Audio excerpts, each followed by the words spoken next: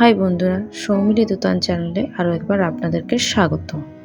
আমার কাছে মন ভালো করার ওষুধ হলো রান্না করা। আমার যখন মন খুব খারাপ থাকে তখন আমি বিভিন্ন রকমের রান্না করে থাকি।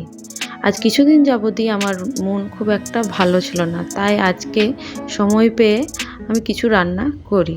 তার মধ্যে ভাত, লাল ডাঁটা আলুতে পাঁচমেশালি সবজি, চিংড়ি মাছের মালাইকারি, কাল্লা ভাজা, চাটনি, তারপর কুঁদরি ভাজা, পটল আলুতে তরকারি ইত্যাদি রান্না আমি আজ করেছি।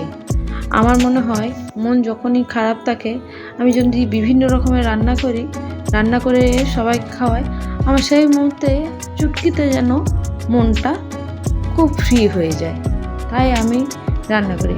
রান্না করতে আমি ভালোই বাসি, সেই জন্য আমি রান্না করে নিজের মুডকে চটজলদি ঠিক করে নিই।